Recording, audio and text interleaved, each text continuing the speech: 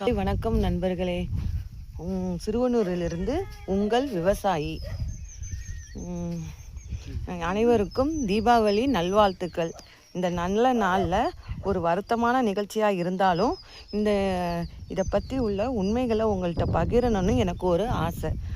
இப்போ 2-3 நாளாக செய்தித்தாளில் செய்தி வாசித்தேன்.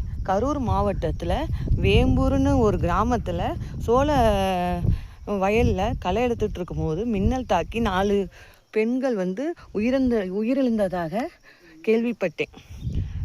நம்மளுக்கு அதிகாரிகளும் அரசியல்வாதிகளும் தான் கஷ்டத்தை கொடுக்குறாங்கன்னா, இயற்கையும் அப்பப்போ நம்மளுக்கு விவசாயிகளான நமக்கு கஷ்டத்தை கொடுக்குது. அப்போ இந்த மின்னல்லேருந்து நம்மளை எப்படி காத்து கொள்ளலான்னு எங்கள் ஐயா எனக்கு சொல்லியிருக்காரு. ஒரு 3 முறை சொல்லி கொடுத்துருக்காரு. அதை நான் உங்கள்கிட்ட பகிர்ந்துக்கலான்னு ஆசைப்பட்றேன். என்னென்னா, மின்னலோ இடியோ இடிக்கும்போது இந்த ரூமுக்கு சைடில் நிற்கக்கூடாது. ஏன்னா மின்னல் வீட்டு மேலே விழுகும் போது பக்கவாட்லேயும் நம்ம மேலேயும் மின்னல் தாக்கலாம்.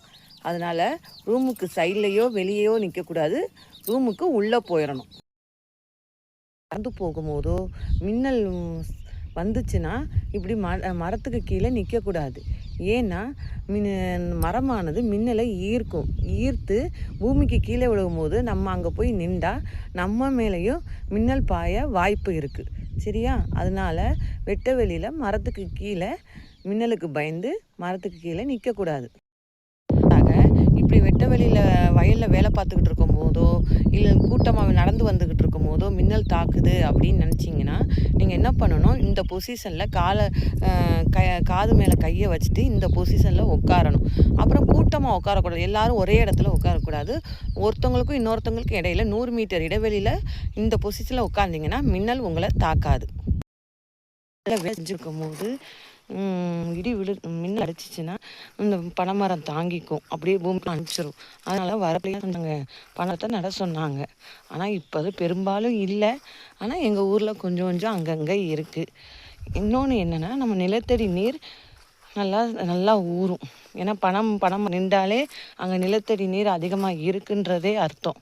அதனால தான் நீங்கள் என்ன பண்ணணும்னா, பனம்பழம் பார்த்தீங்கன்னா அதை நம்ம வரப்புலையே ஊண்டணும். பனம்பழம் நான் உங்களுக்கு காட்டுறேன். அதை ஊண்டுண்டா இருக்குது பாருங்கள். பனம்பழம் தெரியுதா? இதுதான் இந்த பாருங்க, தெரியுதா? இதுதான் பனம்பழம். இதை என்ன பண்ணணும்னா அப்படியே